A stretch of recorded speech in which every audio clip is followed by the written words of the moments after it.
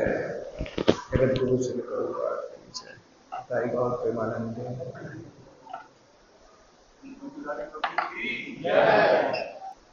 ज्ञानतिमिरान्धस्य ज्ञानाञ्जनशलाकया चक्षुरुन्मिलितं येन तस्मै श्रीगुरुवे नमः। श्रीचैतन्यमनोभीष्टं स्थापितं येन भूतले स्वयं रूपकदामृतं ददाति स्वपदान्तिकं। वन्देऽहं श्रीगुरो श्रीयुतपदकमलं श्रीगुरुर्वैष्णवांश्च श्रीरूपं साग्रजातं सहगणरघुनाथान्वितं तं सजीवं साद्वैतं सावधूतं परिजनसहितं कृष्णचैतन्यदेवं श्रीराधाकृष्णपादान् सहगणललिता श्रीविशाखान्वितांश्च नमो विष्णुपादाय कृष्णपृष्ठाय भूतले श्रीमते भक्तिवेदांत स्वामिनिति नामिने। नमस्ते सारस्वते देवे गौरवाणी प्रचारिणे निर्विशेष शून्यवादी पाश्चात्य देशतारिणे। नमो महावदन्याय कृष्ण प्रेम प्रदायते कृष्णाय कृष्ण चैतन्य नामने गौरत्रिसे नमः। हे कृष्ण करुणा सिंधु दीनबंधु जगत्पते गोपेश गोपिका कांत राधा कांत नमोस्तुते। तप्त कांचन गौरांगी राधे वृंदावनेश्वरी दशभानुसुते देवी प्रणमामि हरिप्रिये। वाञ्छाकल्पतरुभ्यश्च कृपा सिन्धुभ्य एव च पतितानां पावनेभ्यो वैष्णवेभ्यो नमो नमः। जय श्री कृष्ण चैतन्य प्रभु नित्यानंद श्री अद्वैत गदाधर श्रीवासादि गौर भक्तवृंद। हरे कृष्णा कृष्ण कृष्ण हरे हरे हरे राम राम राम हरे हरे।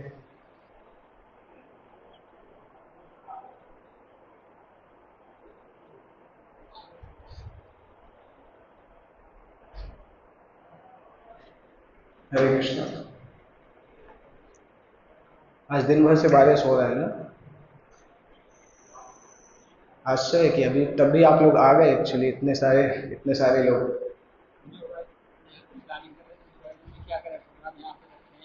हाँ।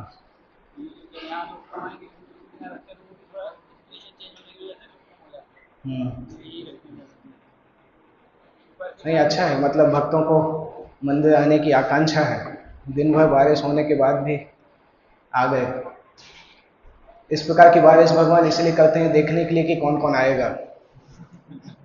भगवान भी देखना चाहते हैं, पानी गिराते हैं, देखते हैं कौन कौन आएगा। इसलिए भगवान इस तरह से करते हैं। एक्चुअल पता चल जाता है कि कौन कौन किस हद तक जा सकता है भगवान का दर्शन करने के लिए। जब अद्वैताचार्य ने चैतन्य महाप्रभु को प्रसाद के लिए इनवाइट किया था, तो भगवान को यही उन्होंने वरदान, मतलब भगवान से मांग रहे थे कि भगवान चैतन्य महाप्रभु के आने के बाद इतना पानी गिराना कि और कोई नहीं आ पाए, क्योंकि हम उनको अच्छे से खिलाना चाहते हैं। क्योंकि चैतन्य महाप्रभु अपने साथ और सन्यासी को लेके आते थे और ब्रह्मचारी को लेके आते थे, तो वो कम खाते थे और बाकी सभी को ज्यादा खिलाते थे। तो इसलिए अद्वैताचार्य ने भगवान से प्रार्थना किया था, इंद्रदेव से प्रार्थना किया था कि इस तरह से कुछ अरेंज करिए कि चैतन्य महाप्रभु जैसे ही आए इतना बारिश हो कि कोई नहीं आ पाए। तो ऐसा ही हुआ, क्योंकि इंद्रदेव के कहाँ इतनी शक्ति थी कि भगवान विष्णु के आदेश को मना कर सके। तो इतनी बारिश हुई कि चैतन्य महाप्रभु के साथ जितने सन्यासी आने वाले थे वो आए ही नहीं। जितना भी प्रसाद बना था सब चैतन्य महाप्रभु को खिलाया उन्होंने। तो ये भगवान के कुछ कुछ अरेंजमेंट होते हैं, जब भगवान देखना चाहते हैं कि कौन कौन भक्त उनके दर्शन करने के लिए उत्सुक हैं, बारिश के बाद भी आएंगे। अदरवाइज जब बारिश होती है तो बहुत भक्त ऑफलाइन से ऑनलाइन में चले जाते हैं, कि चलता है। तो ऑफलाइन एक अलग है, ऑनलाइन उसका बराबरी नहीं कर सकता, चाहे टेक्नोलॉजी कितना भी एडवांस हो पाए। ऑनलाइन व्यक्ति सुन सकता है, पर ना तो प्रसाद ले पाएगा, ना भक्तों का संग प्राप्त कर पाएगा। आजकल भक्त लोग ऑनलाइन वो प्रसाद ऑफर करते हैं व्यास पूजा के दिन। अच्छा है, सुनने में अच्छा लगता है, परंतु कोई के मुंह में कुछ नहीं जा पाता है। अल्टीमेटली जो ऑफलाइन रहता है वही खा पाता है। तो कुछ ऐसे मजा है जो कि ऑनलाइन में नहीं आते हैं। ऑनलाइन में आप कीर्तन भी करोगे तो सबके करताल अलग अलग बजेंगे, आवाजें अलग अलग निकलेंगी, तो गाने वाला भी परेशान हो जाता है। तो कुछ चीजों के लिए कोई शॉर्टकट नहीं है, ऑफलाइन ही करना पड़ता है। आज हम एक टॉपिक सोचे थे कि भक्तों के बीच में व्यवहार करते समय परिपक्वता को कैसे बढ़ाया जाए, developing the maturity in dealing with devotees. ये क्यों महत्वपूर्ण है? क्योंकि हम लोगों का ज़्यादातर संग भक्तों के समाज में ही होता है।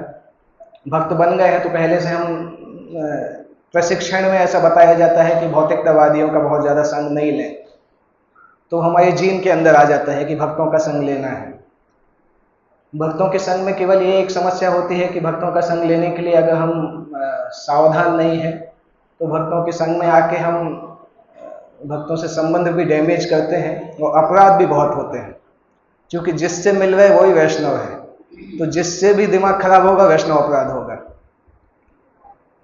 क्योंकि सब चारों तरफ वैष्णव ही वैष्णव है। तो किसी से भी कुछ भी बोला, कोई भी आपका अनर्थ बाहर निकल के आएगा तो अपराध के रूप में बदलेगा। इसलिए बोला जाता है कि भक्तों का संग बहुत अच्छा भी है पर खतरनाक भी है अगर कोई सावधान नहीं है तो। जैसे अगर पति पत्नी भक्त हैं और पति पत्नी एक दूसरे से लड़ते हैं, दोनों को ही वैष्णव अपराध लगेगा, दोनों ही अगले दिन माला नहीं कर पाएंगे, क्योंकि पति को ये समझ में नहीं आता कि पत्नी वैष्णवी है, पत्नी को समझ में नहीं आता कि पति वैष्णव, दोनों ही लड़ते रहते हैं और फिर दोनों की भक्ति खराब होती है, क्योंकि हम वैष्णव आउटलुक से देख ही नहीं पाते हैं और रहते वैष्णव समाज में हैं और कहीं जा भी नहीं सकते हैं। ज़्यादातर समय उसी में निकलता है और निकलना भी चाहिए, पर ये डेंजर हम नहीं समझ पाते हैं कि उनसे व्यवहार अगर ठीक से नहीं करेंगे तो क्या क्या बोलते हैं, दुधारी तलवार जो होती है ना, अच्छा भी है और साथ साथ उसके परिणाम भी कुछ गलत निकल सकते हैं। इसलिए भक्तों के साथ जब रहते हैं, कभी कभी कुछ लोग भक्तों के बीच, सामान्यतः हम ऐसा मानते हैं कि भक्तों के बीच में विनम्र होना चाहिए, जब बाहर प्रचार करने जाते हैं तो शेर के जैसे होना चाहिए। तो कभी कभी कुछ भक्त होते हैं भक्तों के बीच में शेर जैसे होते हैं, जब बाहर जाते हैं तो बिल्ली जैसे बन जाते हैं। अपोजिट होते हैं कि भक्तों के बीच में लड़ाई करते हैं, बाहर जाते हैं तो अच्छे हो जाते हैं। वैसा बहुत खराब है, भक्तों के समाज में वो खराब है, क्योंकि भक्ति में प्रगति नहीं होती। अपराध ऐसी चीज है कि भक्ति में बढ़ने ही नहीं देता है। कितना भी आप साधना करोगे, वो ऐसा है कि ऐसे मटके में पानी डाल रहे जिसमें नीचे से पानी निकल रहा है, तो आपकी साधना का, भक्ति का अकाउंट बढ़ता ही नहीं है, क्योंकि अपराध लगातार साथ में चलते रहते हैं। और अपराध इतना खतरनाक है कि हरिनाम भी उसको खत्म नहीं करता जल्दी। पाप को हरिनाम खत्म कर देता है, अपराध को नहीं करता है। तो अल्टीमेटली व्यक्ति चलता रहता है उस तरह से, साधना भी चलता है, उसको भी समझ में नहीं आता है कि प्रोग्रेस क्यों नहीं हो रहा है, क्योंकि भक्तों के समाज में वो व्यवहार करना नहीं सीख पाता है, इसलिए प्रोग्रेस ज्यादा नहीं हो पाता। तो अगर परिपक्वता की बात करें, मैच्योरिटी की बात करें, तो उसका एक one of the main criteria होता है कि व्यक्ति को बैलेंस करना आना चाहिए कि कब उसको सेंसिटिव होना है, कब उसको बोल्ड होना है। Balance between boldness and sensitivity, इतना बुद्धि आना चाहिए व्यक्ति को कि उसको पता चले कि किस समय हमें एक्शन लेना है, किस समय हमें टॉलरेट करना है। अगर इतना आ जाए तो मैच्योरिटी बहुत कुछ सीख जाता है व्यक्ति, क्योंकि ज़्यादातर इसी में ही लोग वो मिस्टेक करते हैं। जहाँ पे उनको बोल्ड बनना चाहिए वहाँ पे बोल्ड नहीं बनते हैं, जहाँ पे सेंसिटिव होना चाहिए वहाँ बोल्ड बन जाते हैं, तो रिलेशनशिप टूट जाते हैं। अभी बोल्डनेस और सेंसिटिविटी अगर देखें तो प्रभुपाद की लाइफ में दोनों ही एग्जाम्पल दिखाई देते हैं।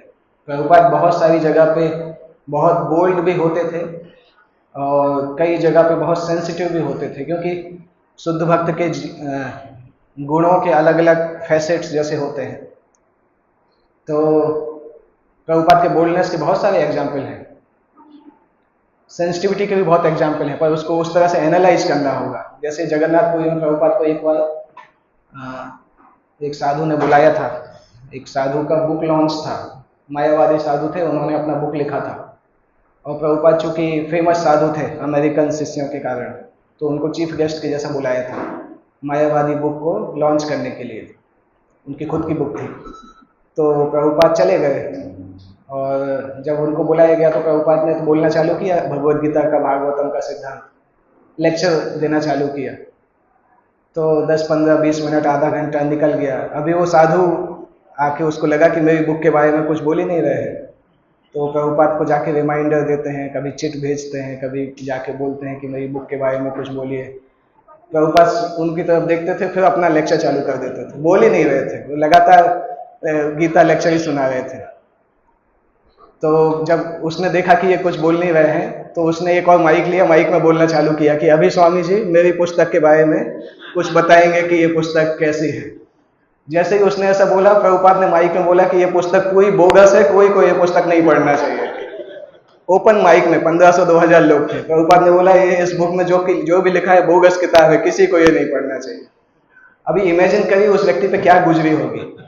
उसने प्रभुपाद को चीफ गेस्ट जैसा बुलाया था अपनी बुक लॉन्च के लिए, और प्रभुपाद ने इस तरह से बुक लॉन्च किया। अगर हम अपनी तरफ से देखें तो हम में से कोई प्रचारक इस तरह से पब्लिक प्लेटफॉर्म पर नहीं बोल सकता है। समझ में नहीं आएगा कि कैसे इतना करेज लेके आए कि 2000 लोगों के सामने हम ऐसा बोल दें। पर प्रभुपाद ने बोला, उसके बाद फिर प्रभुपाद स्टेज से चले भी गए, मतलब प्रोग्राम खत्म होने के बाद चले भी गए। अब ये पता नहीं है कि उसके बाद उस मायावादी साधु से कभी बात हुआ कि नहीं हुआ, परंतु हम समझ सकते हैं किस लिमिट तक प्रभुपाद बोल्ड थे। जब कभी फिलॉसफी को सामने रखने की बात आती थी तो फिर कोई परवाह नहीं करते थे। हो सकता है हम में से हमारी जनरेशन के लोग सोच सकते हैं कि प्रभुपाद इम्प्रैक्टिकल तरीके से किए, पर जब शुद्ध भक्त कुछ करता है तो वो प्रैक्टिकल इम्प्रैक्टिकल से बहुत ऊपर की चीज रहती है, उसको हम जनरली जज नहीं कर पाते हैं। तो ये तो बोल्डनेस का एग्जाम्पल है। प्रभुपाद की सेंसिटिविटी के भी एग्जाम्पल है। एक श्याम सुंदर प्रभु का एग्जाम्पल आपने सुना होगा, जब वो सिगरेट का पैकेट बलराम के ऊपर रखे हुए थे। बलराम जी के विग्रह बना रहे थे और सिगरेट पीते थे उस समय, तो सिगरेट का पैकेट बलराम जी के सिर के ऊपर रखा हुआ था, विग्रह के ऊपर। और प्रभुपाद देखने के लिए जाते हैं, अंदर से बहुत गुस्सा आ रहा था, पर क्या बोलते, वो नए आदमी थे। वो मालती माता जी के हस्बैंड थे श्याम सुंदर प्रभु। किसके? मालती माता जी। क्योंकि मालती माता जी जगन्नाथ जी के विग्रह लेके आई थी, तो उनका ही बॉयफ्रेंड बना रहा था। अभी मना कर देते तो विग्रह नहीं बनते। तो प्रभुपाद ने डांटा नहीं उनको, केवल ये पूछा कि आप कृष्ण को पाना चाहते हो कि नहीं चाहते हो। तो उन्होंने बोला हाँ कृष्ण को तो पाना चाहते हैं, क्योंकि क्लासेस में आए थे कुछ कुछ। तो प्रभुपाद ने बोला आपके और कृष्ण के बीच में केवल एक ही चीज है, ये सिगरेट का डिब्बा, इसको हटा दो तो आप कृष्ण को प्राप्त कर लोगे। तो प्रभुपाद की बात मान के उन्होंने सिगरेट पीना छोड़ दिया उस दिन के बाद। और भी उदाहरण है। प्रभुपाद के साथ एक शिष्य इंडिया आए थे, रामानुज प्रभु। नए नए शिष्य थे, उनका दीक्षा उसी समय हुआ था। पहली बार जब प्रभुपाद आए थे तो अच्युतानंद प्रभु आए थे, जिनका संन्यास इंडिया में हुआ था, और रामानुज प्रभु आए थे। तो जब वो इंडिया में आए, प्रभुपाद के साथ घूमते थे, और इंडिया में उन्होंने साधुओं को देखा तो उनकी इच्छा होने लगी कि मैं भी अपने बाल बड़े रखूंगा, दाढ़ी भी बढ़ाऊंगा। तो अमेरिका से तो हेड शेव करके आए थे, यहाँ पे आके उनके बाल बढ़ने लगे, दाढ़ी बढ़ने लगी। और प्रभुपाद जब उनको देखते थे तो घूर घूर के देखते थे, परंतु उनको समझ में नहीं आता था प्रभुपाद क्यों देख रहे हैं। तो प्रभुपाद ने एक दिन अच्युतानंद प्रभु को बुलाया। प्रभुपाद ने बोला देखो बहुत नया है इसलिए मैं बोल नहीं रहा हूँ, उससे बोलो कि बाल और दाढ़ी कटवा ले, मुझे अच्छा नहीं लगता है। अच्युतानंद प्रभु ने जाके बोला, रामानुज प्रभु ने सुना नहीं, बोलते नहीं कोई जरूरत नहीं। तो अभी प्रभुपाद डांट नहीं रहे हैं, बार बार उनको इंडिकेट करते हैं। फिर एक दिन प्रभुपाद ने क्या किया, बैक टू गॉडहेड मैगजीन पढ़ रहे थे।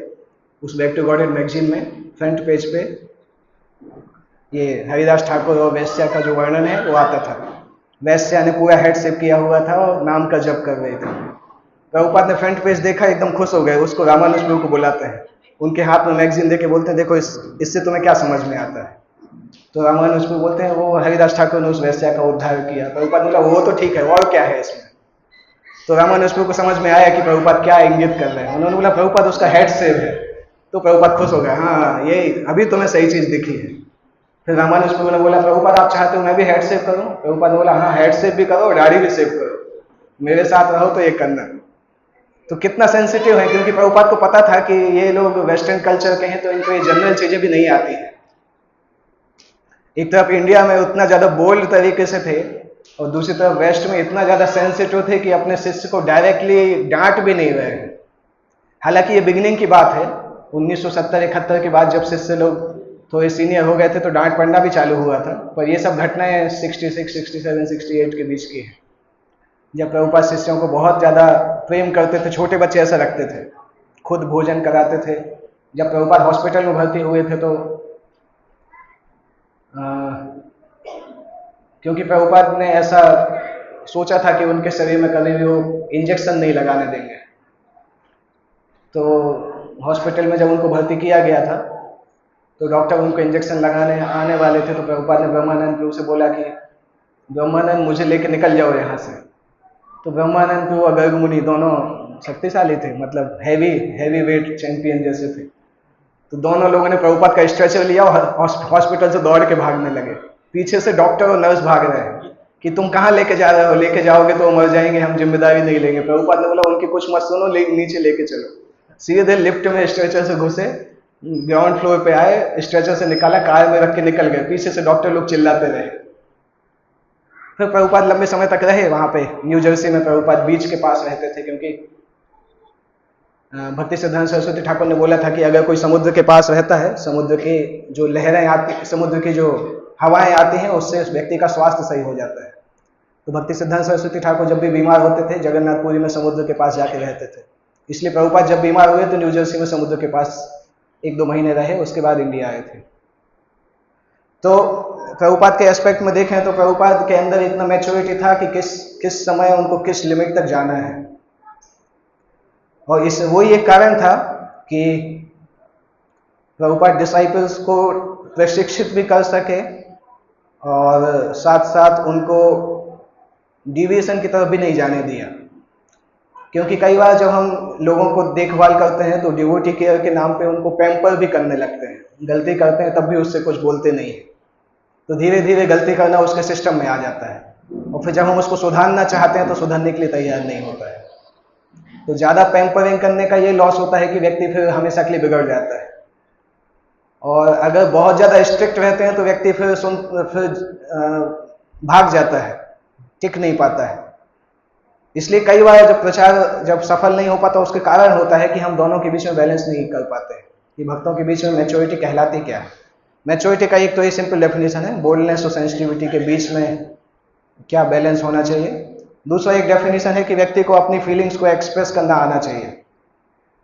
कुछ भक्त होते हैं जो कि जिनको ना करना बहुत मुश्किल होता है, इतने सॉफ्ट होते हैं कि किसी को मना ही नहीं कर पाते। इसलिए वो हमेशा सेवाएं उनके सिर पे भरी रहती हैं। एक काम करते हैं 10 काम साथ में आ जाते हैं, क्योंकि वो किसी को मना नहीं कर पाते। चैतन्य चरितामृत में एक उदाहरण आता है, जब वल्लभाचार्य जी ने जब श्रीमद् भागवतम पे कमेंट्री लिखा था और चैतन्य महाप्रभु ने सुनने के लिए मना कर दिया था कि मैं तो नहीं सुनूंगा। कृष्ण के नाम के बारे में भी उन्होंने कुछ स्पेकुलेशन किया था, वो भी चैतन्य महाप्रभु ने मना कर दिया था। तो चैतन्य महाप्रभु ने मना किया तो बाकी सभी लोग भी मना कर दिए। फिर जब वो गदाधर पंडित के पास जाते हैं तो गदाधर पंडित मना नहीं कर पाते। गदाधर पंडित उनकी कमेंट्री सुनते हैं और उसके बाद गदाधर पंडित को वैष्णव लोग भी तिरस्कार करते हैं कि आपने उसकी कमेंट्री क्यों सुनी। तो यहाँ पे हम ये नहीं बोल रहे कि वो कुछ मैच्योरिटी इमेच्योरिटी का पार्ट था, परंतु लीला में इस प्रकार से प्रेजेंट हुआ था कि कुछ लोग इतने सॉफ्ट होते हैं कि किसी को मना करने में डर लगता है, और कुछ लोग इतने हार्ड होते हैं कि उनको सेवा देने में ही डर लगता है। तो 2 अलग अलग तरीके के लोग होते हैं। और कुछ लोग इसके बीच के होते हैं कि वो सेवा ले लेते हैं फिर करते नहीं है, या इतना खतरनाक करते हैं कि सेवा देने वाला घबरा जाता है कि अगली बार अभी सेवा देना ही नहीं चाहिए, इतनी खतरनाक तरीके से सेवा करते हैं। तो ये बैलेंस ढूंढना बहुत मुश्किल होता है कि कितना हम असर्टिव रहें। मतलब अगर हमें कोई जेन्युइन हमारे पास कारण है तो मना करने के लिए भी तैयार रहना चाहिए कि हम मना कर सकें बिना दूसरे का हृदय दुखाए। वो भी मैच्योरिटी में आता है कि हमारे अंदर जो फीलिंग्स है उसको एक्सप्रेस कर सकें। सामान्यतः हम क्या है, जब इस संसार में हम कोई चीज़ एक्सप्रेस करते हैं, विशेष रूप से जब हम किसी चीज़ से सहमत नहीं होते हैं, आपने मीटिंग्स में भी देखा होगा, अगर हम किसी चीज़ से सहमत नहीं होते हैं तो हमारी बोलने की भाषा बदल जाती है। हमारा मुंह देख के ही लोग बता सकते हैं कि सहमत नहीं है। और अगर वो थोड़ा सा वार्तालाप आगे बढ़ता है तो आंखों के अंदर लालिमा आने लगती है और ये हाथ का जो मुट्ठी है, मुट्ठी बंधना चालू हो जाता है। ये सब डिसएग्रीमेंट के लक्षण होते हैं। बॉडी लैंग्वेज देख के ही समझ में आ जाता है। कुछ देर तक और डिसएग्रीमेंट होता है तो हाथ हवा में आ जाता है मानने के लिए। तो ये सब लक्षण होते हैं। व्यक्ति एक्सप्रेस करना नहीं जानता है ठीक से कि किस तरह से हम चीज़ों को एक्सप्रेस भी कर सकें और बातों को बातें बिगड़े भी नहीं। तो वो उसके लिए ऑब्वियसली सिंसियर प्रैक्टिस की जरूरत पड़ती है, परंतु शास्त्र उसमें बताते भी हैं कि किस प्रकार से ऐसी मैच्योरिटी को डेवलप करना चाहिए। इसी तरह से मैच्योरिटी एक ये भी कहलाता है कि शॉर्ट टर्म बेनिफिट और लॉन्ग टर्म बेनिफिट के बीच में देख पाना, कौन सी चीज़ अभी अच्छी लग रही है पर हो सकता है लंबे समय में ठीक नहीं हो, कौन सी चीज़ लंबे समय में अच्छी होगी परंतु अभी हो सकता है स्ट्रगल करना पड़े। वो बैलेंस देखना भी मैच्योरिटी कहलाती है। शास्त्रों में ऐसे बहुत सारे उदाहरण हैं मैच्योर बिहेवियर, इमैच्योर बिहेवियर के। जैसे एक प्रभुपाद की लाइफ में उदाहरण आता है कि जब प्रभुपाद अमेरिका में गए थे, न्यूयॉर्क में एक फ्लैट था या बिल्डिंग था, उसका नेगोशिएशन चल रहा था। और प्रभुपाद पहली बार उस व्यक्ति से मिले थे, मिस्टर प्राइज नाम से व्यक्ति था। और पहली बार प्रभुपाद एक्चुअली इतने श्रूड थे ना कि वो चेहरा देख के बता देते थे कि अंदर क्या है, व्यक्ति कितना खतरनाक है या क्या है। मिस्टर प्राइज से प्रभुपाद एक बार मिले थे और मिल के जैसे ही आके कार में बैठते हैं तो अपने शिष्यों से बोलते हैं कि बहुत सावधान रहना, ये आदमी खतरनाक है, ये कुछ ना कुछ नुकसान कर सकता है। और प्रभुपाद ने बोला कि इससे मैं ही डील करूंगा, तुम लोग डील मत करना। और उसके बाद प्रभुपाद बीमार हुए, फिर प्रभुपाद इंडिया आ गए। 6 महीने तक प्रभुपाद इंडिया में थे। उसके बीच में मिस्टर प्राइज ने चलना चालू किया, जो ब्रह्मानंदपुर थे, और ब्रह्मानंदपुर मेन उस डील में थे। उनसे क्या बोलते हैं कि आपके गुरुजी इंडिया से हैं, उनको अमेरिका के नियम पता नहीं है और जबरदस्ती आप उनका वेट कर रहे हो, मैं अच्छे से बता रहा हूँ, मुझे तो सब पता है। तो समहाउ ऐसा बोल बोल के उसने इनको कन्विंस कर लिया, शिष्यों को कन्विंस कर लिया और बोला कि आप मुझे $5000 का डाउन पेमेंट दे दीजिए, बिल्डिंग आपको दे देंगे। बिल्डिंग मतलब जो भी फ्लैट था, जो भी था। $5000 उस समय बहुत बड़ी बात थी इस्कॉन के लिए। एक ही तो मंदिर था टोटल, 26 सेकेंड एवेन्यू, वो भी रेंट पे चल रहा था, $125 का रेंट था।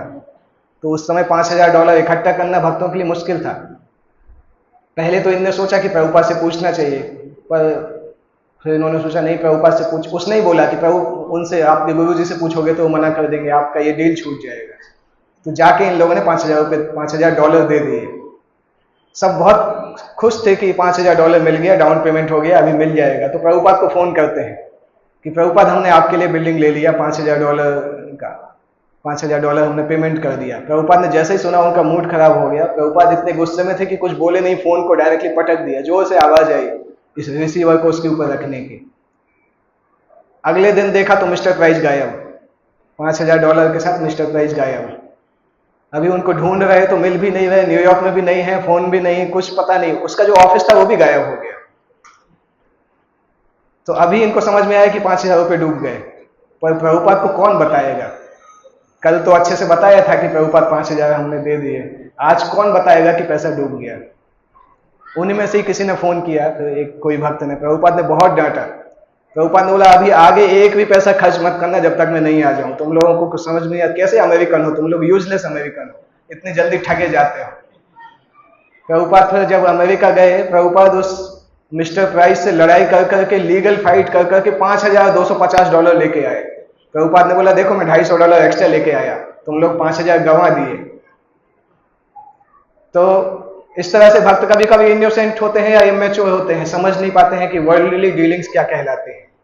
इसी तरह से प्रभुपाद के शिष्य जब इंडिया आते थे तो खूब दिल खोल के खर्चा करते थे, क्योंकि वहां तो वॉलमार्ट ये सब होता है, तो नाप तौल तो होता नहीं कुछ, तो जितना पैसा बोलते थे उतना दे देते थे। उनको पता ही नहीं था भारत में कैसे चलता है। तो प्रभुपाद एक बार वो लोग जा रहे थे कुछ सब्जी वब्जी लेने के लिए। प्रभुपाद ने बोला तुम लोग सब पैसे बर्बाद कर दोगे, मैं चलता हूँ साथ में। दिल्ली में प्रभुपाद उनके साथ सब्जी लेने के लिए गए, सब्जी और कुछ और सामान लेना था। तो दुकानदार ने ₹40 बोला, प्रभुपाद ने बोला ₹15 में दोगे कि नहीं। और शिष्य प्रभुपाद का मुंह देख रहा है कि क्या बोल रहे हैं, सुनाई दिया कि नहीं सुनाई दिया, 40 का 15 कौन कौन बोल सकता है। तो वो लोग प्रभुपाद को कन्विंस कर रहे हैं शिष्य लोग कि प्रभुपाद नहीं ये तो ठीक नहीं है, हम ले लेते हैं, जितना बोलेगा उतना ले। प्रभुपाद बोलते शांत रहो, इंडिया में मैं जो बोला हूँ वो करो, तुम्हारे जैसे काम करेंगे तो तुम सब पैसा फेंक दोगे। फाइनली प्रभुपाद ₹20 में लेके आ गए उसको। तो प्रभुपाद ने सिखाया कि तुम लोग भारत में अगर रहोगे तो तुम्हें सीखना पड़ेगा ये सब, अमेरिकन तरीके भारत में नहीं चलते। धीरे धीरे वो लोग सीखे फिर और कैसे इंडिया में काम होता है। इसलिए आप देखेंगे कि जब इंडिया के प्रोजेक्ट्स प्रभुपाद ने चालू किए तो प्रभुपाद खुद लीड लेते थे। वेस्टर्न प्रोजेक्ट में तो प्रभुपाद डेलीगेट करने लगे थे, परंतु इंडिया में नहीं करते थे डेलीगेट, क्योंकि पता था कि इंडियन लोग खतरनाक हैं, जैसे ही यूरोपियन अमेरिकन को देखेंगे ज्यादा पैसा ऐंठने लगेंगे। इसलिए प्रभुपाद इंडिया के सारे प्रोजेक्ट खुद ही हैंडल किए। इवन सीमेंट की बोरी तक प्रभुपाद काउंट करके रखते थे। जब वृंदावन टेम्पल का कंस्ट्रक्शन चल रहा था, सीमेंट की बोरी स्टोर हाउस में रहती थी, प्रभुपाद साइन करते थे कि इतनी बोरी अंदर आ गई है, और उनके साइन के बाद ही बोरी बाहर निकलती थी। इस तरीके से प्रभुपाद इंडिया में मंदिरों को बनाए। तो इमेच्योरिटी कभी भी हो सकती है, कई बार हो सकता है व्यक्ति को एक्सपीरियंस ही नहीं हो तो इमेच्योरिटी से व्यवहार करे। और श्रीमद् भागवतम में एक स्पेसिफिक एग्जाम्पल आता है, जैसे कुछ कुछ भक्त जो नहीं बोल पाते हैं, उसमें मुकुंद का भी एक उदाहरण आता है चैतन्य चरितामृत में। जब महाप्रकाश लीला हुआ था तो चैतन्य महाप्रभु ने उसको बोला था कि मुकुंद जब वैष्णव के बीच में रहता है तो वैष्णव जैसी बात करता है, मायावादियों के बीच में जाता है तो उनकी जैसी बात करता है, इसलिए उसको दर्शन नहीं देंगे, मिलियंस ऑफ लाइफ टाइम तक दर्शन नहीं देंगे। तो वो भी एक वहाँ पे भक्ति सिद्धांत सरस्वती ठाकुर उसकी कमेंट्री में लिखते हैं कि भक्तों को इस तरह से समझना चाहिए, एटलीस्ट इतनी समझ होनी चाहिए कि कब अगर हम ऐसे संग में जा रहे हैं जो हमारे लिए अनुकूल नहीं है तो एटलीस्ट बाहर आ जाएं। क्योंकि गदाधर पंडित को भी लोग गलत तरीके से समझे थे, कुछ समय तक भक्त लोग उनको गलत समझे थे कि देखो चैतन्य महाप्रभु नहीं सुनते हैं पर ये सुनते हैं उनकी कमेंट्री को। तो अगर हम मैच्योर नहीं है तो भक्तों के बीच में इमेज भी थोड़ी ऊपर नीचे हो जाती है, अगर हम ठीक तरीके से समझ नहीं पाते हैं वस्तुओं को। अभी भागवतम में एक घटना होती है जो कि इसको बहुत ग्राफिकली बताता है, हालांकि और भी घटनाएं हैं परंतु एक घटना जिसको हम फोकस करने वाले हैं वो घटना आती है जब चित्रकेतु महाराज को 7 दिन भगवान के नाम का जप करते हैं, उसके बाद उनको भगवान संकर्षण के दर्शन प्राप्त होते हैं। तो भगवान संकर्षण उनको शुद्ध भक्ति का आशीर्वाद प्रदान करते हैं, उसके बाद उनको विद्याधर लोक का राजा बना दिया जाता है और वहां से वो सेक्शन चालू होता है, शायद 6वें कैंटो में 17 या 18वें अध्याय में होगा। वो चित्रकेतु महाराज विद्याधर लोक की स्त्रियों के साथ विमान में जाते हैं और विमान में हरिनाम संकीर्तन करते हैं। प्रभुपाद जी वहीं पे लिखते हैं कि इतने भोग की अवस्था में भी हरिनाम संकीर्तन कर रहे हैं, मतलब बहुत एडवांस डिवोटी है। सामान्यतः जब भोग बढ़ता है तो व्यक्ति का संकीर्तन कम हो जाता है, परंतु चित्रकेतु महाराज इतने शुद्ध थे कि उस अवस्था में भी बहुत एडवांस होने के कारण हरिनाम संकीर्तन कर रहे थे। अभी उस केस में एक चीज होता है कि चित्रकेतु महाराज एक अजीब टाइप का सीन देखते हैं जो कि उनको डाइजेस्ट नहीं होता है। चलते जाते हैं, देखते हैं कि शिव जी और पार्वती जी बैठे हुए हैं और शिव जी भागवतम सुना रहे हैं और पार्वती शिव जी की गोद में बैठी हुई है। तो चित्रकेतु महाराज हालांकि अपराध नहीं करते हैं, अपराध दक्ष ने जैसा किया था वैसा अपराध नहीं करते हैं, परंतु मन में एक फीलिंग आती है कि शंकर जी तो इतने बड़े भक्त हैं और इतने सारे साधु, क्योंकि सभी बैठे थे, नारद मुनि बैठे थे, वेद व्यास बैठे थे, 4 कुमार बैठे थे, सभी लोग बैठे थे और शंकर जी इस प्रकार से बैठ के भागवत पे प्रवचन कर रहे थे। तो एक तरफ तो चित्रकेतु के मन में ये था कि शंकर जी इतने महान है कि किसी भी अवस्था में धीर बने रह सकते हैं। तो अंदर से वो भाव था कि इतने एडवांस हैं कि उनको कोई अवस्था विचलित नहीं कर पाती है, परंतु मुख से जो शब्द निकले वो शब्द ऐसे निकले कि 1-2 लोगों का, स्पेसिफिकली एक व्यक्ति का दिमाग खराब हो गया। उस कारण से चित्रकेतु की लाइफ की हिस्ट्री बदल गई, लाइफ का जो डेस्टिनेशन था वो बदल गया। उस केस में चित्रकेतु महाराज की यहाँ पे हम ये डिस्कस नहीं कर रहे हैं कि क्योंकि प्रभुपाद उस लीला के बिगिनिंग में ही लिख देते हैं कि भगवान संकर्षण की इच्छा थी कि चित्रकेतु उनके पास जल्दी आए, इसलिए भगवान संकर्षण ने उस लीला को इस प्रकार से, इस रास्ते से जाने दिया। क्योंकि अगर हम उसको डिवाइन लुक को देखेंगे तो फिर हम उसको डिस्कस नहीं कर पाएंगे। जैसे भगवान ये प्रभुपाद जी भगवत गीता में अर्जुन जो आर्ग्यूमेंट बताते हैं पहले अध्याय में, तो प्रभुपाद सारे आर्ग्यूमेंट को अलग अलग तरीके से डिस्कस करते हैं। आप पहले अध्याय को पढ़ेंगे तो शुरू में देखते हैं एक तात्पर्य प्रभुपाद लिखते हैं कि अर्जुन का हृदय इतना कोमल है, शुद्ध भक्त है इसलिए हृदय कोमल है। अगले में बोलते हैं कि इस तरीके से रो रहे हैं मतलब भौतिकता का लक्षण है। तो एक ही आदमी पहले शुद्ध भक्त एक श्लोक में, अगले श्लोक में भौतिकतावादी कैसे बन सकता है? दैट मीन्स उस अवस्था से हम भक्ति के अनुकूल कितने लेसन सीख सकते हैं वो प्रभुपाद सिखा रहे हैं। तो यहाँ पे भी हम वही करेंगे। यहाँ पे हम ये डिस्कस नहीं करेंगे कि संकर्षण की इच्छा थी इसलिए वो लीला हुई। यहाँ पे हम डिस्कस करेंगे कि कैसे चित्रकेतु अपने व्यवहार को सही कर सकते थे।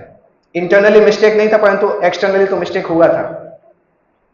सबसे पहला मिस्टेक तो ये था कि चित्रकेतु को ऐसा लगा कि शंकर जी तो हमारे सीनियर गॉड ब्रदर हैं, तो थोड़ा बहुत मजाक तो चलता है, क्योंकि चित्रकेतु के गुरु भी संकर्षण थे, शंकर जी के गुरु भी संकर्षण है। तो चित्रकेतु ने समझा कि मैं भी संकर्षण का शिष्य हूँ, ये भी संकर्षण के शिष्य हूँ, थोड़ा तो हंसी मजाक चलता है। डेंजरस चीज है, कभी इस तरह से नहीं सोचना चाहिए। सीनियर गॉड ब्रदर को गुरु के जैसे ही देखना चाहिए। कभी कभी जूनियर गॉड ब्रदर होते हैं ना, सीनियर गॉड ब्रदर उनके कंधे पे हाथ रखते हैं, वो भी कंधे पे हाथ रख लेते हैं, अच्छा नहीं है। एक बार मैंने देखा, जैसे आप किससे हैं, भक्ति मार्ग महाराज से मिलेंगे या नवयोगी महाराज से मिलेंगे तो आपको गले से लगा लेते हैं, उनका नेचुरल ऐसा है कि तुरंत गले से लगा लेते हैं।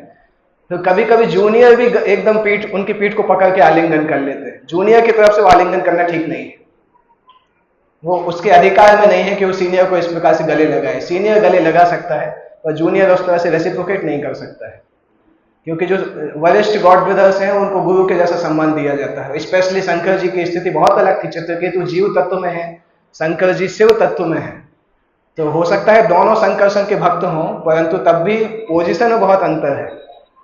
और अगर उनको ऐसा लगता भी था कि थोड़ा बहुत मजाक कर सकते हैं, तो मजाक पब्लिक प्लेस में नहीं करना चाहिए था। भागवतम क्लास खत्म हो जाती, फिर पास में जाके बोल सकते कि ये क्या चल रहा है, थोड़ा अकेले में बोलना चाहिए था, जिससे कि बाकी लोगों को नहीं सुनाई देता। तो सबसे पहले तो वो एक एटिकेट की मिस्टेक थी कि चित्रकेतु ने अपनी अथॉरिटी को नहीं देखा कि मैं उस हद तक जा सकता हूं क्या शंकर जी के सामने। वो उन्होंने नहीं विचार किया, गलत समय पे गलत स्थान में और गलत परिस्थितियों में गलत कार्य कर दिया। चूंकि उनको दंड अपराध इसलिए उस समय नहीं लगा क्योंकि उनके मन में अपराध नहीं था, केवल बोलने में उस प्रकार से निकला था, मन में उतना अपराध नहीं था उनका। मन में तो वो तारीफ ही सोच रहे थे कि इतने महान है कि ऐसी अवस्था में भी वो अडिग रहते हैं। पर प्रभुपाद जी वहां पे लिखते हैं कि प्रभुपाद जी इस चीज को लिखते भी हैं कि चित्रकेतु ने भगवान शिव को क्रिटिसाइज तो किया, परंतु दक्ष के जैसा नहीं किया। दक्ष ने तो जब क्रिटिसाइज किया था तो भगवान शिव को तुच्छ समझ के क्रिटिसाइज किया था, पर चित्रकेतु ने भगवान के इस कार्यकलाप को देख के चित्रकेतु को आश्चर्य हुआ। उस आश्चर्य के कारण उन्होंने अप्रिशिएट किया। और उसके बाद प्रभुपाद लिखते हैं कि चित्रकेतु कभी भी इंसल्ट करना चाहते नहीं थे, परंतु सर्कमस्टेंस ऐसे बने कि उनको इस तरह से क्रिटिसाइज किया और लोगों को ऐसा लगा, स्पेसिफिकली पार्वती देवी को ऐसा लगा कि मेरे पति को क्रिटिसाइज कर रहे हैं। और चित्रकेतु ने एक्चुअली बोली भी कुछ ऐसी चीजें, एक मिनट, वो कौन से चैप्टर में आता है,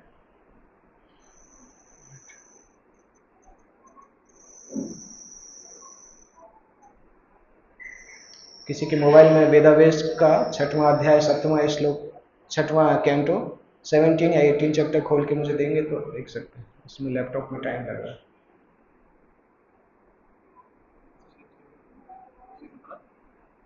वो श्लोक देखना पड़ेगा चित्रकेतु का, मुझे भी ध्यान नहीं है।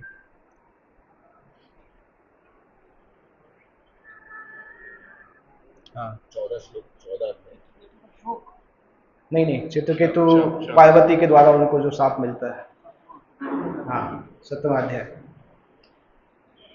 तो चित्रकेतु क्या बोलते हैं, क्योंकि जो बोलते हैं वो सही में लगता है कि जैसे क्रिटिसाइज कर रहे हैं, अंदर भाव नहीं रहता है, परंतु शब्दों का चयन उतना अच्छा, उतना मैच्योरली नहीं कर पाते हैं। क्या सोचते हैं कि चित्रकेतु उवाच, शिव जी समस्त जगत के गुरु हैं, भौतिक देहधारी जीवात्माओं में सर्वश्रेष्ठ हैं, वो ही धर्म पद्धति के व्याख्याता हैं। तो भी कितना आश्चर्यजनक है कि बड़े बड़े संत पुरुषों की सभा के बीच अपनी पत्नी पार्वती का आलिंगन कर रहे हैं। अगले श्लोक में शंकर जी की तपस्याओं का वर्णन कर रहे हैं। तीव्र तपा ब्रह्मवादी सभापति, शंकर जी ने निस्संदेह कठिन तपस्या की है, वैदिक नियमों के कट्टर अनुयायियों की सभा के अध्यक्ष हैं, किंतु तो भी वो साधु पुरुषों के मध्य अपनी गोद में अपनी पत्नी को लेकर विराजमान हैं और सामान्य निर्लज्ज व्यक्ति की भांति उसका आलिंगन कर रहे हैं। ये ऑफेंसिव स्टेटमेंट था, इसको सोच समझ के बोलना चाहिए था। इसके बाद का स्टेटमेंट और थोड़ा ऑफेंसिव होता है। क्या बोलते हैं कि सामान्य पुरुष होता है वो भी एकांत में अपनी पत्नी को आलिंगन करता है, परंतु शंकर जी तो सबके सामने कर रहे हैं। ये डायरेक्ट ऑफेंसिव स्टेटमेंट था। भले ही मन में कुछ भी हो, परंतु जो शब्द निकले वो इस प्रकार से निकले कि जो नहीं होना चाहिए था।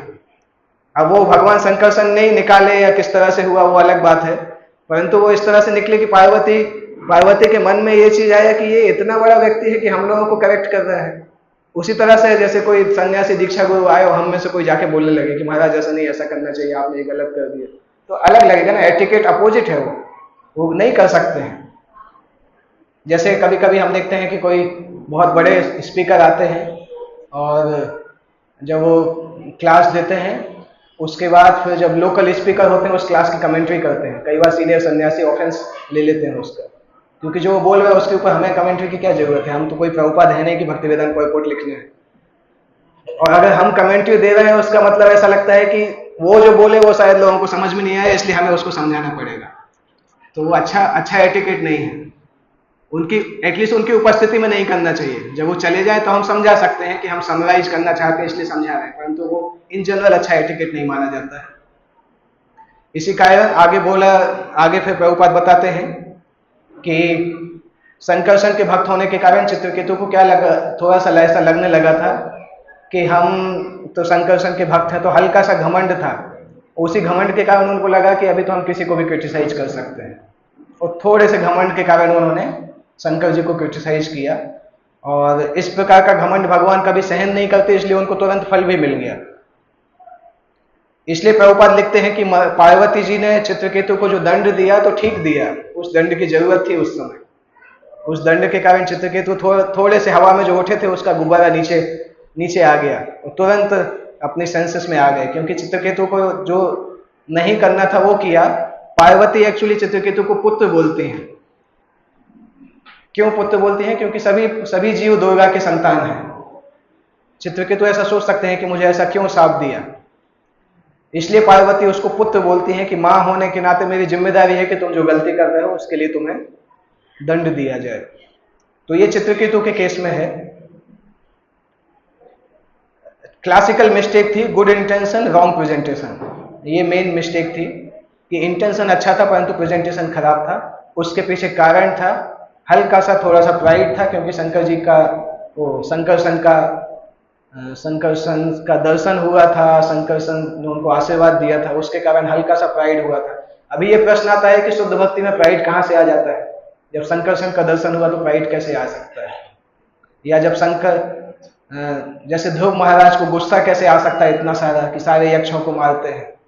उसके लिए इसलिए विश्वनाथ चक्रवर्ती ठाकुर बताते हैं कि कभी कभी मोमेंटरीली भगवान शुद्ध भक्तों के जीवन में कुछ क्षणों के लिए इन चीजों को सामने लाते हैं, ये दिखाने के लिए कि किसी को भी ये नहीं सोचना चाहिए कि हम माया से बाहर आ सकते हैं, किसी भी क्षण हम माया में फंस सकते हैं। उस सिद्धांत को दिखाने के लिए कभी कभी शुद्ध भक्तों के में कुछ मूवमेंट्स के लिए ये क्षण आ जाते हैं। जनरली नहीं आना चाहिए, परंतु भगवान उसको दिखाते हैं। उससे शुद्ध भक्त का पतन नहीं होता, परंतु शुद्ध भक्त भी समझ जाता है और बाकी लोग भी समझ जाते हैं कि इसकी ऐसी हालत हुई तो हमारे साथ भी हो सकता है। इसलिए कभी कभी उनके जीवन में ऐसी घटनाएं आती हैं शुद्ध भक्तों के जीवन में। इसलिए चित्रकेतु के साथ ऐसा हुआ। अभी चित्रकेतु का हल्का सा इमेच्योर बिहेवियर था, परंतु शंकर जी के पास ऐसा कोई प्रॉब्लम नहीं था, वो परफेक्टली मैच्योर थे। इसलिए शंकर जी को कुछ लगा नहीं, वो केवल मुस्कुरा दिए, स्माइल किए। वो समझ गए कि चित्रकेतु मजाक कर रहे हैं, स्माइल किए, वो शांति से बोलते रहे। और शंकर जी चूंकि स्माइल किए इसलिए बाकी लोगों ने भी कुछ नहीं बोला। हो सकता है बाकी लोगों के मन में कुछ डाउट आया हो, पर चूंकि शंकर जी ने उसको स्माइल करते हुए अवॉइड कर दिया तो बाकी लोगों ने भी कोई क्वेश्चन नहीं किया। श्री सिमताई सच्ची सुख की जय, श्री श्री राधा गोविंद देव की जय। एटलीस्ट उसका वर्णन नहीं आता है कि किसी लोगों ने ऑब्जेक्शन लिया। वर्णन केवल यही आता है कि पार्वती फिर बोलना चालू करती हैं, सही बोलती हैं, पर ऐसा देखा जाता है कि कुछ जल्दबाजी में डिसीजन ले लेती हैं। पार्वती भी ये मिस्टेक करती हैं कि ये भूल जाती हैं कि चित्रकेतु कौन है। चित्रकेतु भी सामान्य व्यक्ति नहीं थे, संकर्षण के क्लोज एसोसिएट थे। तो पार्वती भी ये भूल जाती हैं, चित्रकेतु को सामान्य मनुष्य जैसा समझ के उसको तुरंत साफ दे देती है। पार्वती बहुत स्ट्रांगली बोलती हैं कि अभी यही दिन बचे थे देखने के लिए कि ये लोग आके हमें करेक्ट करेंगे। जिस शंकर जी के चरणों की धूल को ब्रह्मा और इंद्र लोग स्पर्श करने के लिए लालायत रहते हैं, उन शंकर जी के बारे में आके इस तरह से बोल रहे हैं। इस तरह से पार्वती डांटना चालू करती हैं और लास्ट में बोलती हैं तुम राक्षस बनने लाए हो। अच्छा ऐसा करो, राक्षस ही बन जाओ। छोटी सी मिस्टेक से राक्षस बन जाते हैं। समझने से वैष्णव अपराध कितना खतरनाक है। किसी सीनियर भक्त को हम ऐसे ही बोल के जाएंगे अगले जन्म में राक्षस बन जाएंगे, क्या भरोसा? हो भी सकता है। अगर वो वैष्णव खतरनाक निकला, मानो पार्वती जैसा निकला, तो कुछ भी हो सकता है। एक बार बोलते हैं कि अभी बेटा तुम राक्षस बन जाओ, तो कम मिस्टेक का स्ट्रॉन्ग पनिशमेंट मिला। और बाद में पार्वती को उसके लिए थोड़ा खराब भी लगा। पार्वती ने बाद में सोचा कि ऐसा मुझे नहीं बोलना चाहिए था। तब लगा जब उन्होंने चित्रकेतु को देखा, क्योंकि जब चित्रकेतु को साप मिला तो उसके बाद चित्रकेतु लौटने के बाद नीचे उतरते हैं, अपने रथ से नीचे उतरते हैं, पार्वती को प्रणाम करते हैं। और जिस तरह से चित्रकेतु का व्यवहार होता है, उस व्यवहार से पार्वती समझ जाती है कि कुछ गलती हो गई। चित्रकेतु एक श्लोक बोलते हैं, गुण प्रवाह एतस्मिन् कः शापः कः अनुग्रह। और क्या था, किम स्वर्गः नरकः किम वा किम सुखम दुखम एवं। चित्रकेतु बताते हैं कि पूरा संसार 3 गुणों की नदी के जैसा है। तो 3 गुणों की नदी के प्रवाह में क्या आशीर्वाद है क्या शाप है, दोनों सेम ही है। स्वर्ग नरक भी सेम है, सुख दुख भी सेम है। इस तरह से चित्रकेतु बोलते हैं। और कभी किसी को अगर इस तरह से शाप दो तो वो पहले तो बोलेगा कि आप शाप वापस ले लीजिए। चित्रकेतु वो नहीं बोलते। चित्रकेतु बोलते हैं कि भगवान की इच्छा के कारण आपने ये शाप दिया है, तो मैं इसको स्वीकार करता हूँ। और ये भी क्लैरिफिकेशन भी नहीं देते हैं। ये बोलते हैं अगर आपको ऐसा लगता है कि मैंने गलती की है, हालांकि मेरा अंदर से इस तरह से गलती करने का मूड नहीं था, परंतु अगर आपको ऐसा लगता है कि मैंने गलती की है तो माफ कर दीजिए। अगर हम उनकी जगह पे होते तो लड़ने लगते कि आपकी हिम्मत कैसे हुई, आपने मैं से मुझे ऐसा कैसे बोल दिया। शास्त्रों में भी ऐसा आता है कि कभी कभी शिष्य ने शाप दिया है, गुरु शिष्य की लड़ाई हुई थी, गुरु ने शाप दिया, शिष्य ने शाप दिया। कोई एग्जाम्पल याद है? 9th कैंटो में आता है एग्जाम्पल।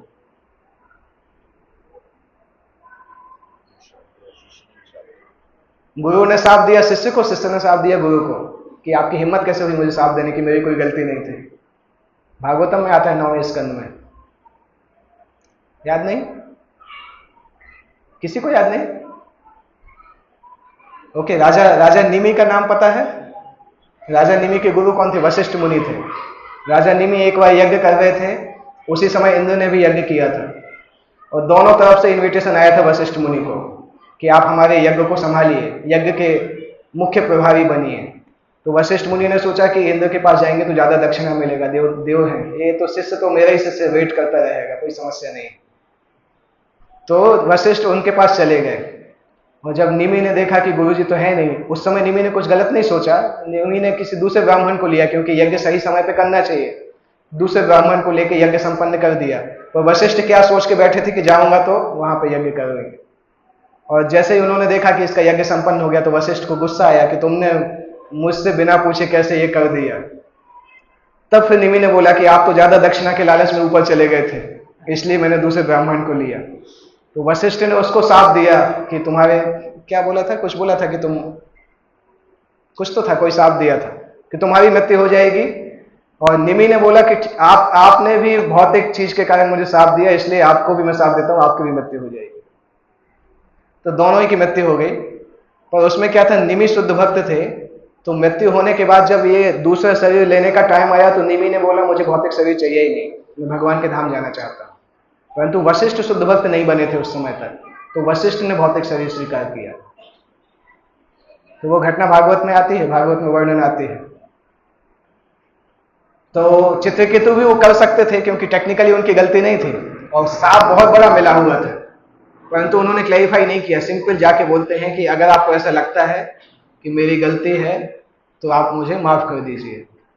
जस्टिफाई नहीं करते हैं, क्योंकि उनको ऐसा लगा था जस्टिफाई करेंगे तो पार्वती और नाराज होंगी, इसलिए उन्होंने स्वीकार किया कि जो मिला है भगवान शंकरसन की तरफ से मिला है, इसलिए उसके पीछे मुझे कुछ सोचने की आवश्यकता नहीं है।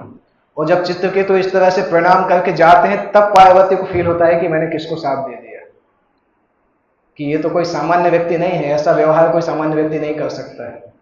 इसी तरह जब परीक्षित महाराज साप को स्वीकार करते हैं तो सामने किसी को डर लगता है कि पता नहीं मुझसे क्या हो गया, मेरे बेटे ने क्या ऐसा गलती कर दी। वहां पे वो श्लोक आता है कि वैष्णव, उसका पहला लाइन याद नहीं आ रहा, तिरस्कृता विप्रलब्धा सप्ता क्षिप्ता हता अपि नास्य तत्प्रतिकुर्वन्ति तद भक्त कवयोपि। भक्तों को तिरस्कार करो, विप्रलब्धा मतलब अपमान करो कुछ, सप्ता साप दे दो, क्षिप्ता मारो उसको, हता मार डालो, उसके बाद भी नास्य तत्प्रतिकुर्वन्ति, उसके बाद भी वो पलट के वार नहीं करते हैं। वो हमारा स्टैंडर्ड है। और अपने आप को सोचें तो हम कहाँ पे हैं। कोई थोड़ा सा ऊंची आवाज में बोल देता है तो हमारा ईगो चढ़ जाता है। एक हफ्ते तक हम उस भक्त को देखने की इच्छा नहीं करते। तो हम किस लिमिट पे हैं और वैष्णव धर्म किस जगह पे है, उससे पता चलता है कि कितना रास्ता पार करना बाकी है। थोड़ा जो हमें कभी कभी कंफ्यूजन हो जाता है ना कि अच्छे से भक्ति चल रही, शायद हम शुद्ध भक्त बन गए होंगे, तो सारा कंफ्यूजन दूर हो जाता है। वैष्णव धर्म इतना ऊंचा है कि लॉफ्टी स्टैंडर्ड है। सोचिए, कोई मरने के बाद भी प्रतिकार करने के लिए तैयार नहीं है, और यहाँ पे हम किसी भक्त का गुस्सा सहने के लिए भी तैयार नहीं है। तो हमारा क्या क्या लेवल है। तो बहुत बिगिनिंग अवस्था में है, और उसके बाद भी हम सोचते हैं कि 10 साल से 16 माला कर लिया तो बहुत एडवांस हो गया। वो सोते सोते ही माला किया है, थोड़ा बहुत बेनिफिट मिला। उसी माला के समय इंस्टाग्राम के पोस्ट भी किए हैं, सब कुछ बात भी किया है। जब भक्त लोग साथ में बात करते हैं, चलते चलते वॉक करने जाते हैं, जपा वॉक करने जाते हैं, परंतु बात ही करते रहते हैं। 1-1.5 घंटे में 1-2 माला ही करते हैं, बाकी बात करते रहते हैं, और उसी माला के दम पे बोलते हैं कि हम एडवांस हो गए। कैसे होंगे? वैष्णव धर्म ऐसे नहीं होता। बहुत ऊंचा स्थान है। तो तब पार्वती को थोड़ा आश्चर्य होता है कि ऐसा नहीं करना चाहिए था, मुझे जल्दी डिसीजन ले लिया। और भगवान शिव उसके बाद पार्वती को समझाते हैं। जब चित्रकेतु चले जाते हैं तब भगवान शिव बोलते हैं, देखो कितना एडवांस है। उस समय पार्वती से शिव जी बोलते हैं कि आप बहुत सुंदर हो, परंतु आज मैंने चित्रकेतु को देखा कि वो आपसे भी सुंदर है, क्योंकि एक्चुअल सुंदरता वैष्णव गुणों से आती है। शरीर की सुंदरता से उतना महत्व नहीं होता। वैष्णव गुणों की सुंदरता बहुत महत्वपूर्ण होती है। तो शिव जी उसके बाद फिर ग्लोरीफाई करना चाहते हैं।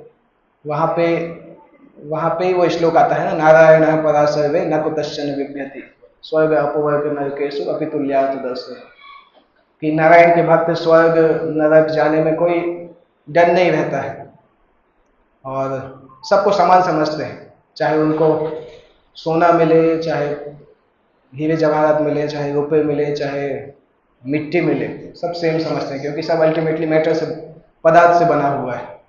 तो जब शंकर जी उस प्रकार से ग्लोरीफाई करते हैं, तब फिर पार्वती को भी समझ में आता है कि मिस्टेक हो गई। पर चूंकि चित्रकेतु ऑलरेडी स्वीकार कर चुके थे, इसलिए कोई ऑप्शन नहीं था। फिर चित्रकेतु राक्षस बनते हैं अगली योनि में, और राक्षस बन के इतने खतरनाक राक्षस बनते हैं कि इंद्र भी हैंडल नहीं कर पाते उनको मारने के लिए स्पेशली वज्र तैयार करना पड़ता है। वो भी अलग ही स्टोरी है। वज्र का वो सेक्शन कभी पढ़िएगा जब इंद्र वज्र के लिए उनकी हड्डियां मांगने जाते हैं। जबरदस्त सेक्शन है, जब दधीची की हड्डियां जब मांगने जाते हैं। तो भागवतम इस प्रकार की घटनाओं से भरी है कि आप जिंदगी भर पढ़ते रहोगे तो भी आपको लगेगा कि यार क्या है इसके अंदर। अनलिमिटेड जैसा है श्रीमद् भागवतम। आप एक ही सेक्शन को 10-10, 20-20 बार पढ़ो, आपको हर बार ही कुछ ना कुछ मिलेगा। तो पता नहीं, कभी कभी भक्त सोचते हैं कि यार सब प्रभुपाद की किताब सब पढ़ ली एक बार, अभी क्या पढ़ेंगे।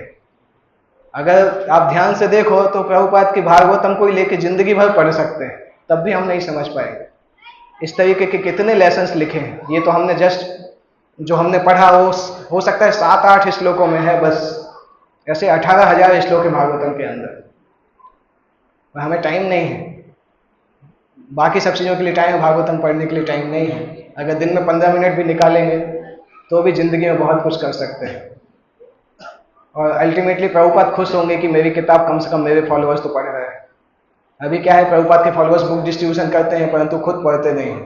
तो प्रभुपाद बोलते हैं नए लोग किताब पढ़ते हैं, भक्त लोग नहीं पढ़ते। पर प्रभुपाद प्राइमरीली हमारे लिए पुस्तक लिखे थे, क्योंकि अगर हम पुस्तक नहीं पढ़ेंगे तो लोगों को गाइड क्या करेंगे। अगर पुस्तकों को अच्छे से अध्ययन नहीं करेंगे तो जो भी गाइडेंस करेंगे अपने मन के आधार पर करेंगे, और वो गाइडेंस नहीं होगा, वो डिविएशन जैसा होगा। तो ये कुछ डिस्क्रिप्शन है जहाँ पे हम मैच्योरिटी के बारे में चर्चा करते हैं। कुछ और भी स्थान है भागवतम में जहाँ पे इस तरीके के वर्णन है। आप लोग भी सोच सकते हैं इमेच्योरिटी का वर्णन, मैच्योरिटी का वर्णन। जैसे जो मैच्योर होते हैं उनका एक लक्षण होता है कि वो जब व्यक्ति से मिलते हैं तो उस व्यक्ति की फीलिंग्स और इमोशंस को और नीड्स को समझ जाते हैं। मैच्योर व्यक्ति के अंदर ये लक्षण पाया जाता है। सामने वाले से मिलते हैं तो उसकी आवश्यकता को समझ जाते हैं। जैसे कभी कभी आप कोई सीनियर भक्त के पास जाके कोई क्वेश्चन पूछेंगे तो आप एक क्वेश्चन का आंसर पूछेंगे, आपके अंदर 4-5 और क्वेश्चन होंगे, उसी के आंसर में उसका आंसर मिल जाता है। कैसे? क्योंकि उस भक्त को समझ में आ जाता है कि इसकी नीड क्या है। उसके अंदर क्या फीलिंग है जो कि वो बोल नहीं रहा है। कभी कभी कुछ चीज़ें होती हैं जो हमारे इनर मोस्ट चीज़ें होती हैं जो हम सामने प्रकट करना नहीं चाहते, परंतु कोई एडवांस भक्त होता है ना, बहुत मैच्योर होता है, समझ जाता है कि अंदर क्या छुपा रहा है, और उसी चीज़ का आंसर मिल जाता है। हमें अचरज होता है कि यार कैसे बता दिया। वो उस भक्त की भक्ति की शक्ति है, और भक्ति की शक्ति से जो उसके अंदर परिपक्वता आई है उसके कारण वो बता देता है। वो एक लक्षण होता है मैच्योर डिवोटी का।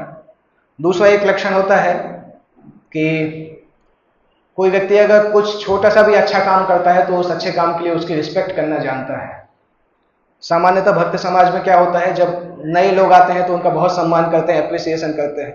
एक बार 16 माला कर लिया, दीक्षा कर लिया, हो गया, तो फिर सोचते हैं ये तो हमारा अंदर का ही आदमी है, डांटेंगे तो भी कुछ नहीं होगा, ये तो कभी भागने वाला नहीं है, तो इसको डांटते रहो, बाहर वाले लोगों को अच्छे से बात करते रहो। वो फीलिंग समहाउ आ जाती है।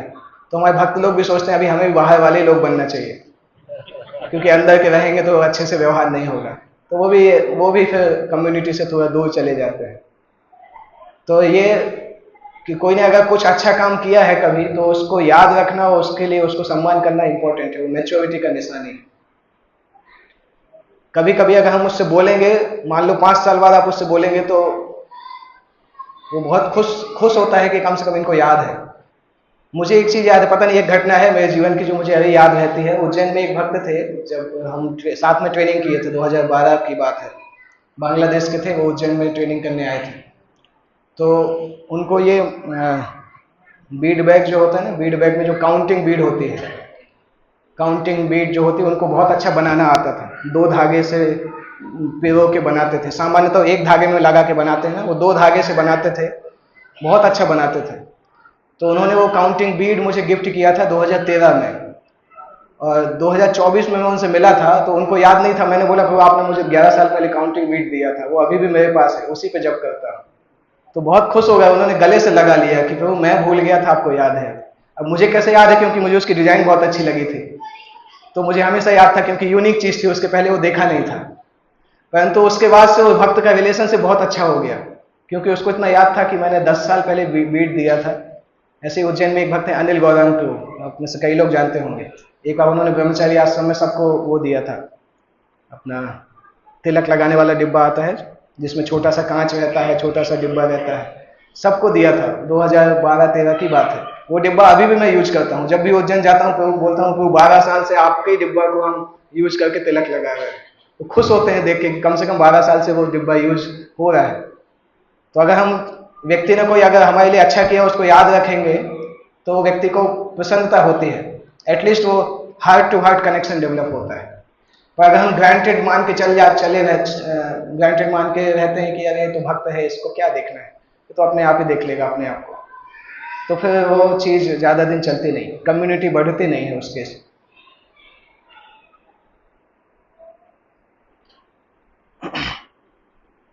कभी अगर मिस्टेक करते हैं तो जस्टिफाई करने के बजाय उसको डायरेक्टली क्षमा मांगना सीखना चाहिए।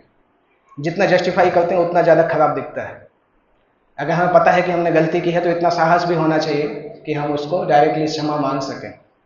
जब अच्छा करते हैं तो अपने आप को ग्लोरीफाई करने में नहीं चूकते हैं, पर जब गलत करते हैं तो अपोलोजाइज करने में बहुत मिस्टेक होती है, क्योंकि हमारा अहंकार समभाव बोलता है कि नहीं, तुम गलत कैसे कर सकते हो, तुम्हारे अलावा कोई ना कोई ऐसी चीज होगी जिसके कारण गलती हुई, तुमसे नहीं हो सकती है। वो अंदर का अहंकार जस्टिफाई करता है। तो उस अहंकार को अगर मारना है तो तुरंत माफी मांगना सीखना होगा। तुरंत माफी मांगते हैं तो वो मिथ्या अहंकार खत्म हो जाता है। ओके, ये कुछ कुछ लक्षण है मैच्योर पीपल के। इमेच्योरिटी को अभी तक हमने डिस्कस नहीं किया, वो आगे आएगा, बाद में कभी डिस्कस करेंगे, अगली क्लासेस अगर कभी होगा तो। किसी को कोई प्रश्न अगर पूछना है तो पूछ सकते हैं।